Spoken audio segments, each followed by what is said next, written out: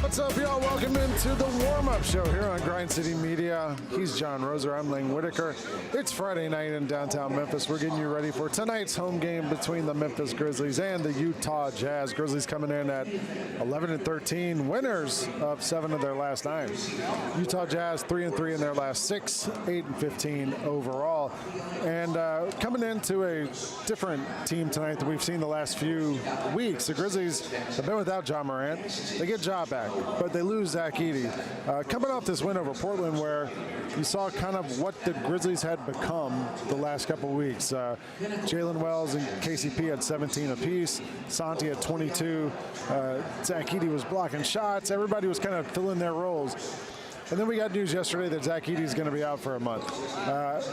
This Grizzlies team that we've seen, and as good as they've looked, playing without Zach Edey, what do we do? How did the Grizzlies not look like they looked at the start of the season when they didn't have Zach Edey? Well, the biggest change that we saw with Edey was obviously on the defensive end of the floor. I mean, the Grizzlies' defensive numbers, and even before Edey came, they were starting to creep in there into the top 20 in the league, and then they totally took off when Edey came back. The defensive numbers in the 13 games though without Zach Edey, the Grizzlies in 10 of those games without Edey, 10 of the 13 had a defensive rating of above 110. So that's obviously, to me, that's the biggest challenge with Zach Edey out, is the defensive end of the court, because you know, I think Jaren Jackson Jr. has kind of had an up and down season. I think you really need Jaren's his defensive ability. You really need that to step up here without Zach. The last 6 games, Edey was averaging 16.5 points per game, along with 14 rebounds and 2.5 blocks per game. So you're losing that from your lineup. Coach Isolo talked tonight in the pregame press conference about Zach Edey and what it means to be without him tonight. We want to do what's best for him and for the organization long term, and that's to get him fully healthy, and thought we had a very solid plan in place going into this stretch of a little bit less games. And unfortunately the ankle didn't really calm down during this period, and then it was very clear what was the next step. And unfortunately it's like this. He's been a huge part of what we've been doing, and really we're looking forward to him and Ja being partnered in different situations on the court, and obviously on the defensive end he's been an anchor for us. So it's a big loss, but at the same time it's for the long-term benefit of everybody involved. And I get it, it's for the long-term benefit, like you said, but the hard part to get over is the first part of that sentence, which was, it's a big loss. Yeah, it is. It's a massive loss. Like I said, like the defensive end of the court has been, you know, that's where the changes really come for the Grizzlies, is on that defensive end. It is a massive loss. I will say for Coach Isolo, man, I got to give him credit. I would probably crash out if I had the injuries that the Grizzlies have had. Yesterday. We just don't know. Yeah, he definitely has not done it in public. He might, private, we don't know. But public, he's done a very good job of holding it together, because, I mean, he's human. On the inside, he's got to be like, we've gotten 6 minutes of Ja, Jaren, and Zach Edey. We haven't gotten Ty Jerome with them all year. It has to be incredibly frustrating. But look, I will say, with Edey, the vibes, they definitely shifted. Well, let's see. Like, the vibes have been different here. So, you know, let's pick up after that. Well, you mentioned we've only had 6 minutes with that core group playing on the court together. A big part of that was Ja Morant, who's been out since November 15th with a calf injury suffered in the game against Cleveland. Tonight he comes back. This has been coming for about a week or so. We've seen him get closer and closer. Grizzlies have been off for a couple days. Today's December 12th. It's 12/12. On September 1st is 901 Day in Memphis. I vote from now on, December 12th is Ja Morant Day in Memphis. I think that's fair. 12/12. So we've been kind of leading up to this. Today we got official word a little while ago. Ja Morant is a go for tonight's game. And with Ja's been out this last couple weeks, the Grizzlies have turned the corner, like you said, defensively, when Zach Edey came back, and have become a much better team. Coach Isolo talked a little bit tonight pregame about how Ja's going to return to a situation that's sort of different than it was when he left. Well, we talked about before Zach went out that he's coming to a very different type of situation with the team, playing much better collectively. I mean, some of the early season games, we had guys in different roles, and even when Ja went out, guys were in different roles, and it took some time for us to let's say, get more organized and still play with pace and play with good rhythm. But we found that, and now it's another maybe step back, but it's still a better situation than we were in the beginning of the season, and I think that will help us in this situation. So Grizzlies get John Morant back, and I wonder, John, like my first thought is, yeah, we're missing Zach Edey, but we're getting back a player who at his peak is an all-NBA talent. Is it fair to expect that tonight? Well, I don't know if you can. I mean, maybe, I guess. Like, you don't know. I will say for Josh's career, he's averaging 24 points per game, 7.5 assists against the Utah Jazz. Look, I think one of the things that we started to see with this team, the ball really started to pop. In that time that Zach Edey was there, the Grizzlies, second in assists per game in the NBA when Edey was in there. Let's see. They were 7th before that, so they were still a really good assist per game team. But let's see with Ja back. Let's see the ball movement. Let's see the crisp ball movement, then the cutting. That's really what we're trying to see, because he is coming back, as Coach said, into a much better situation where it wasn't just the return of Zach Edey. Guys were becoming comfortable with what their roles were with the team. And so he's definitely in a better spot coming back now. Coach Isolo talked about that a couple weeks ago, where someone asked about the team. They've been winning games lately, and he said he felt a lot of that was just guys understanding their role and becoming more comfortable with the system and kind of learning it. Jaren said at practice yesterday, I forget what day it was, talked about how defensively a lot of them is just guys understanding what they do. And to me, a big part of that has been Vince Williams, Cedric Coward, and Jalen Wells. Yeah. The wingmen, as I dubbed them. Yeah. Like, all three of those guys can be a point of attack defender and have especially been good at it this season, as you see Ja and Kari getting ready to warm up tonight on 12-12 night here. And I think she's wearing a 12-12 t-shirt. I think she is too. Yeah, that's cool. Thanks for giving us one, Ja. Anyway, to see those wing guys play, like, okay, we don't have Zach Edey, but we still have three guys who are above average defenders on the wing that should be able to make a difference in this game tonight. No, for sure. Like Jalen Wells, if you look at his last 7 games, he's been just out of sight. You're talking over 60% from the field. You're talking well over 50% from the three-point line. Now, Cedric Coward, he has struggled from the three-point line. I mean, he's 3 for his last 32 from the three-point line. That is, it's not great. But minor setback for a major comeback. Vince Williams Jr., I think, with a guy like John Conchar out, said, what is Vince Williams' role going to be when Ja Morant comes back? Well, I think with Edey out, Vince has a chance to take up that Edey role. You're talking Vince, 8 games with 10 or more points, 8 games with at least 1 block. He's got 5 games with at least 2 steals. He's got a game with 10 or more rebounds. He's got a game with 17 assists, a game with 15 assists. Kind of a Swiss Army knife, which is what Edey was for this team. So I think there is a role there for Vince. The one issue, we didn't even mention John Conchar was out for a month too. Yeah, right.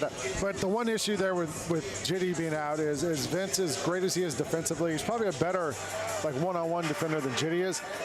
Edey got a lot of rebounds. And so you're going to need somebody to kind of pick up that slack. We've seen Cedric Coward have double-digit rebound games. Zach Edey also got a lot of rebounds too. So you got 2 guys you're without who are going to have to figure out where to kind of fill in that production from. The Grizzlies' injuries for tonight, we mentioned John Morant is no longer questionable. He is back.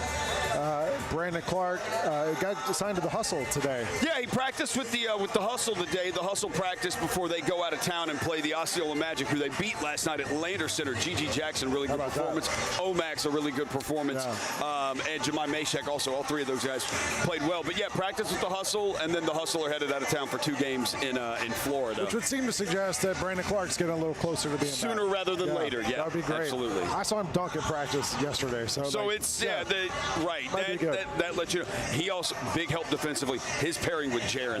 That's just been proven. Him and Jaren Jackson Jr. great on the court together. Sure. Gigi Jackson's playing with the Hustle right now, as we mentioned. Ty Jerome, Conchar, Pippen, Javon Small all out. With the Jazz, their best player is Larry Markkinen. He's averaging 27 a game and shooting like 50% from the field. He missed our last game with an illness. He ain't missing tonight. I saw him out here. He's still out here. He's on the bench. He's on the bench. Okay. Yeah, he was shooting just right behind us not too long ago. Yeah. So we're going to take a quick break. When we come back, Jessica Benson's going to join us. Damichael Cole is going to join us from the Memphis Commercial Appeal. John Roser will be here later too. You're watching the warm-up show here on Grind City Media.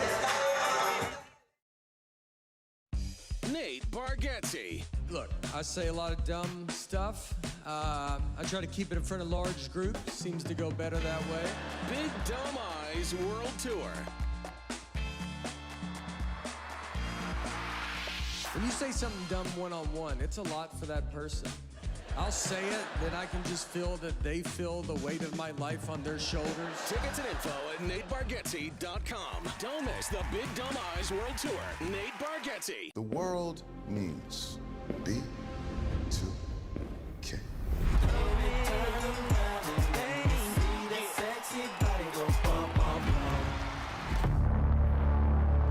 B2K's breakup was a huge shock to their fans.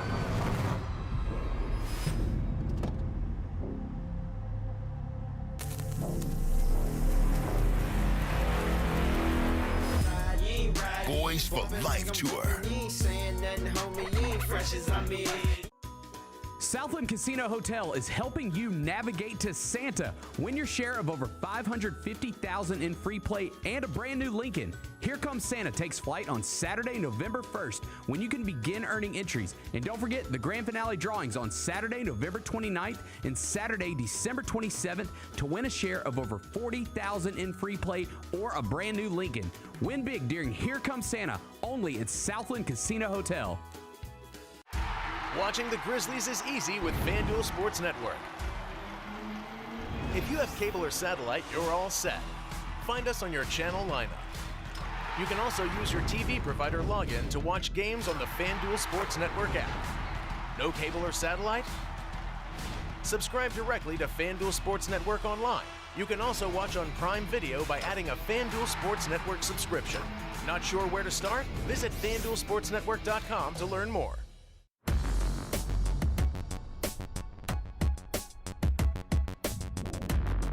Welcome back to the warm-up show here on Grind City Media. I'm Lane Whitaker, courtside here at FedEx Forum, alongside the great Jessica Benson. I thought of a couple Forgot different for a things. second? Yeah, you were trying to think of the adjective. Yeah, I had a lot go through my mind. Okay. And the great is what I settled That's upon. fine. I'll take it. Jessica Benson and myself are sitting here getting you ready for tonight's game between the Memphis Grizzlies and the Utah Jazz on 12 night, whatever we're calling it, 12 night, 12 on 12, I don't know. Jazz out there warming up right now, and we're getting you ready for this game. Jessica joins us now, as she always does, to bring us her main character for the evening. Gee, I'll give you 12 guesses. Can you? 12? Yeah. Is it Zach Edey? Oh, no, it's not Zach Edey. Oh, 1, 2, 3, 4, 5, 6, 7, 8. Yes, of course, it's John Morant who makes his return after missing the last 10 games for the Grizzlies. It's interesting how quickly that last month went. He hasn't played since November 15th, the 6 minutes he played against the Cleveland Cavaliers. But it really has represented a shift in this team, and so much of it was the return of Zach Edey. It was the easiness of a schedule that provided them the opportunity to play a lot of below 500 teams. I did realize in my pregame research today, there's only 2 teams in the NBA this season who are undefeated against the 13 teams with below 500 records, and it's the Grizzlies and the Spurs. Like, the Grizzlies being 10-0 against the below 500 teams does mean something. You have a chance against another one against the Jazz tonight. Exactly. Some way, somehow. But for this Grizzlies team and for John Morant, this is an opportunity, in spite of the bummer of the news of Zach Edey being out, for Ja to come back in and have a different kind of energy carry this team over the course of the next 4 weeks that we expect Edey to be out. I liked it on your show this morning. You brought up David Adam and the Nuggets coach, making the point about the way teams change during a season.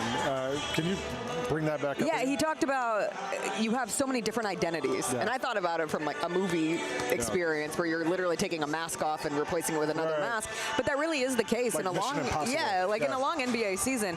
You have so many different versions of a team that end up hitting the court because of injuries. It's inevitable. And I know it feels like the Grizzlies have to deal with it more than others, and maybe if we got into the weeds of it, they actually would. But there is a situation where the Grizzlies have had to deal with playing without Zach Edey thus far this season. But now it is different. Like Tomas Isolo talked about it in the pregame of, well, do you just go back to what those first 13 games were like? And he said technology doesn't allow us to time travel back to the past. You have to face a team that has found itself, has found its pace, has found some comfort in both the offensive and defensive schemes that Coach Isolo is trying to implement here in Memphis. And now Ja, who's been watching from the bench and has been very engaged in the entirety of the time where he has been out and not playing, you shoot him in. And I go back to something Cedric Coward told me in his interview on our show this week, just what it is like to play with a player like Ja Morant, and he said he's never played with somebody who has the gravitational pull of Ja. And in a similar way to Zach Edey, creates so much space for those around him.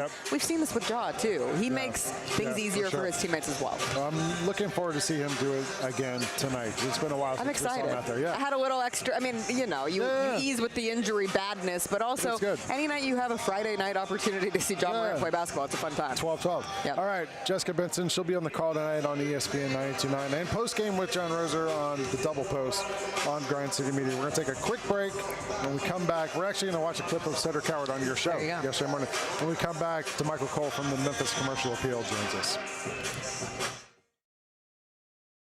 Do you feel like you have had a matchup or an opponent or a moment where you're like, oh, I'm in the NBA now? Honestly, just each game is kind of like a welcome to the NBA moment in general, just because you're playing new teams. Like, we played the same team a couple of times, but you're playing new teams in new cities, different environments, stuff like that.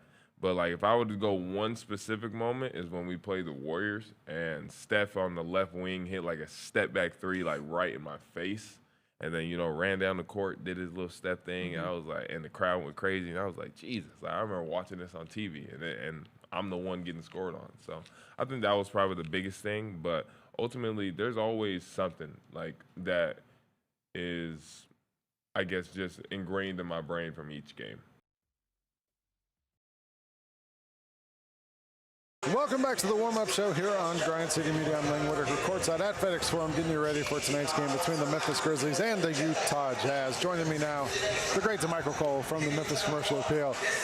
He covers the Grizzlies for the Commercial Appeal, and he's a Braves fan. So we know we can trust you. We've been talking a lot, of course, tonight about the return of Ja Morant and the loss of Zach Edey. Where do we square those two things? Like, which one do you think is more impactful to this Grizzlies team? Man, I mean, they're both super impactful because they both, like, dictate a lot of what this team wants to do.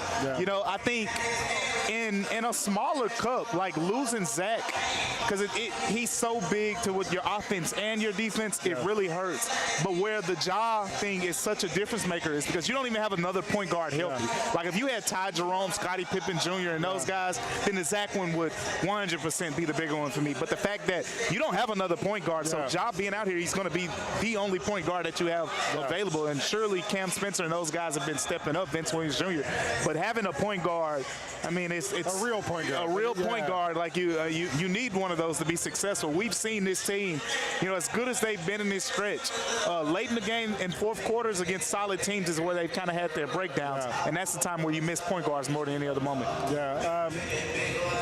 We didn't even mention they're also missing John Conchar. You're definitely missing John Conchar. That's like, I think, to me, like, and I said this on one of our shows the other day, Edey has been maybe not the best player on the team this year, but he's been probably the most consistent. Every single game he comes in, you know exactly what you're getting. Yeah, like there's never a drop-off. It's always a couple rebound steals.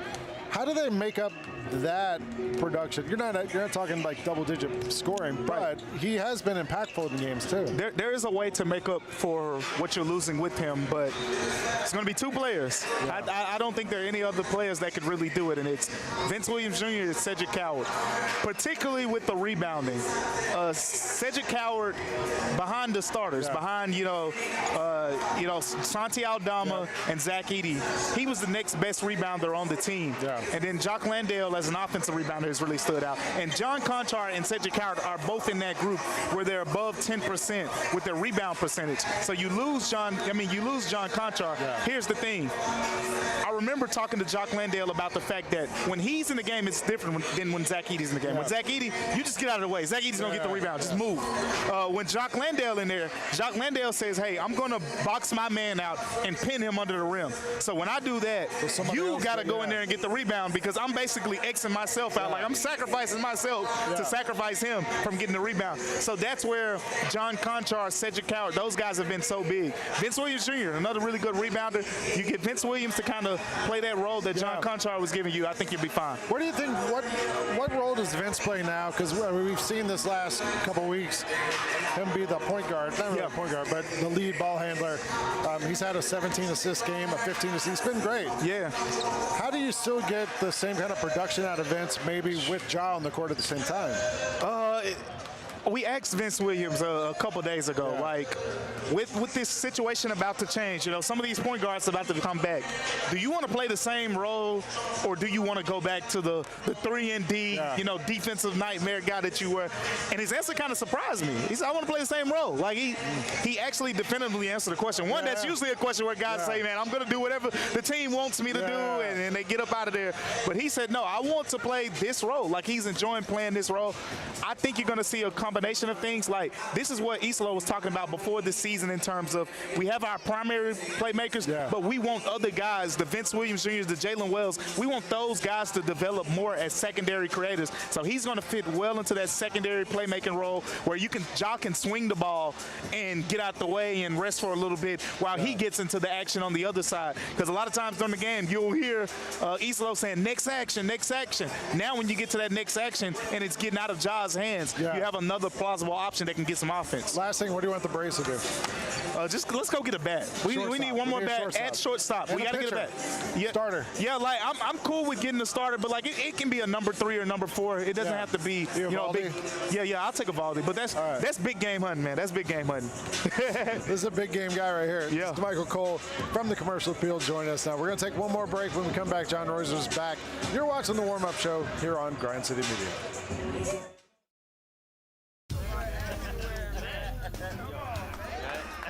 Now that's the new edition way. I feel like there's another level we can take it to. What you think, Mike? 2 steps ahead of you, Slick. What's good, bro? What you doing, man? I'm in. Woman, you don't even know what I'm getting ready to ask you. Here's the vision. All 3 of us on the same stage every night. Gonna be crazy. No barriers, no separation. It'll be like 9 kings and a queen. The next level starts now. Jeff Dunham, Artificial Intelligence, his all-new tour. You're the other white meat. MJ, how can you be so smart on one hand and so stupid on the other? Well, you're half of it. I realize I could have avoided all this years ago with one simple word. I do not. Silence! Don't miss a Memphis. Friday, April 10th, FedEx Forum. Tickets on sale Monday, September 29th at jeffdunham.com. Are you ready to transform your pool into a stunning oasis? At Mainland Pool Service, they're a family-owned business committed to keeping your pool looking pristine all year round. They believe that pool care should be proactive, not reactive, which is why their skilled team handles everything from routine cleaning to complex issues with precision. They prioritize clear communication and personalized solutions to exceed your expectations. Join the Mainland Pool Service family today and experience the difference their expertise and dedication can bring to your relaxation retreat. Contact them now at mainlandpoolservice.com. The long goodbye begins. A very special evening with Journey. Final Frontier Tour.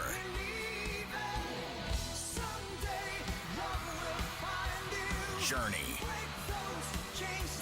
Tickets are on sale now at journeymusic.com. Your chance to say goodbye to the songs that changed our lives. Journey. Final Frontier Tour.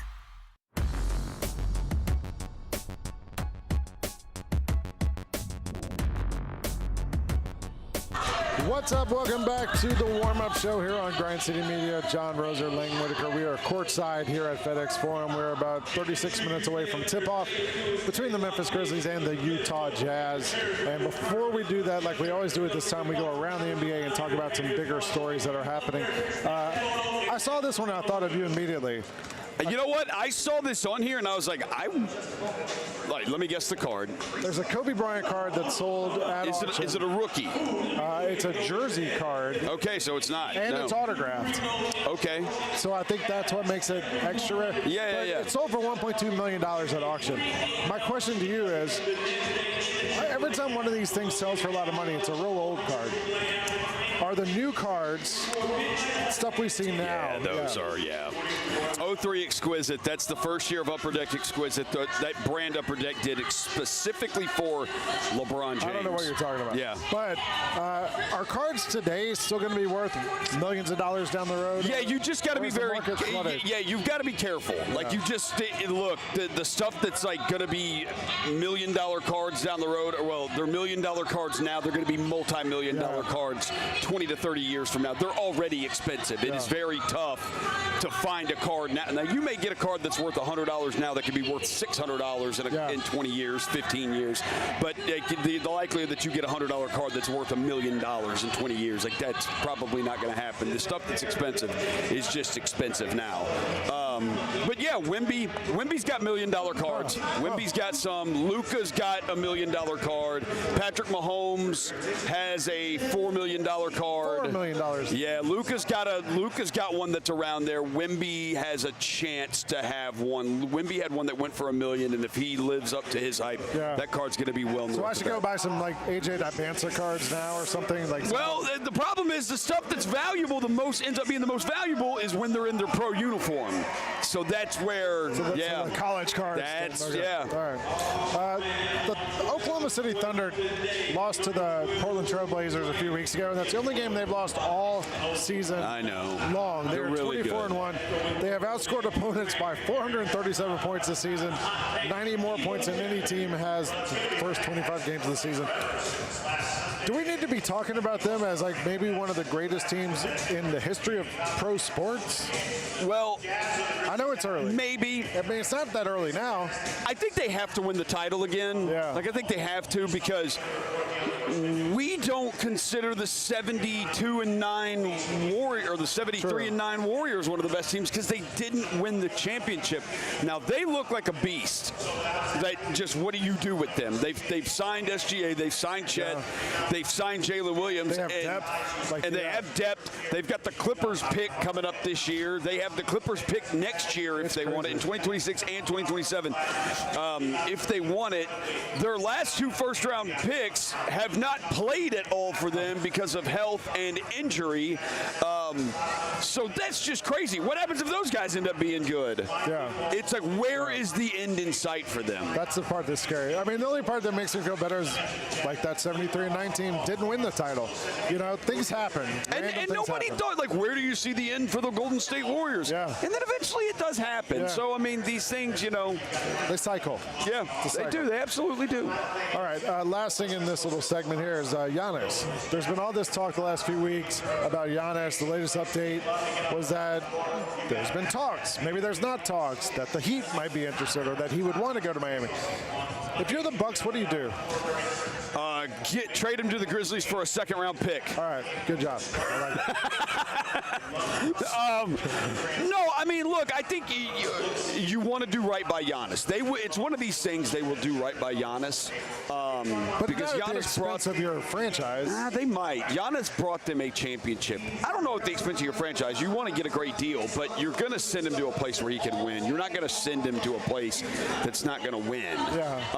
Because he did win you a championship, and I truly believe Giannis loves Milwaukee. Like, he does love the place. I think he does love the place, but I think it's also, I mean, I'm 31, 32 years old. I don't know how many more prime years I have left, although he appears, the calf is the only thing that slows him down. His numbers are insane. I think they'll do right, whether it's Miami, whether it's New York, it could be Los Angeles. You know who should trade for him? The Thunder. Could be the Rockets, could be the Spurs. Here's what I'm saying. So you talk about the Thunder like that. Well, what happens if, like, the Spurs got him, or the Rockets got him, or the Lakers get him, and they've got him and Luka? Like, the assets. Then they might not. You know, you never know. I don't know. All right, we got about a minute before we get out of here. Give me one matchup tonight you're going to have your eye on. I'm at my best when I've only got a minute. Matchup I have my eye on is Lauri Markkanen against I want to see the front court. I do. I want to see the front court. I don't even know if it's a matchup. I want to see the rebounding because we've talked about it. No Edey, no Jitty, both great rebounders for their positions. I want to see how we rebound the basketball.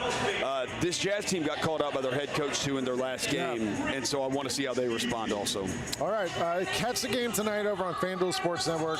Right now, Grizzlies Live's on with Chris Vernon, Pete, Fish, Brev. They'll be on the broadcast tonight on ESPN 92.9 on the radio with Hasseltine, Jessica, Elliot Perry, and Bennett Doyle. And then on the post game, on the double post, live on Grind City Media with John Roser, Jessica, DP, and Bennett Doyle. Next home game's on the 20th against the Wizards. We'll see you then. I'm Ling Whitaker. He's John Roser. Thanks for watching the warm-up show on Grind City Media.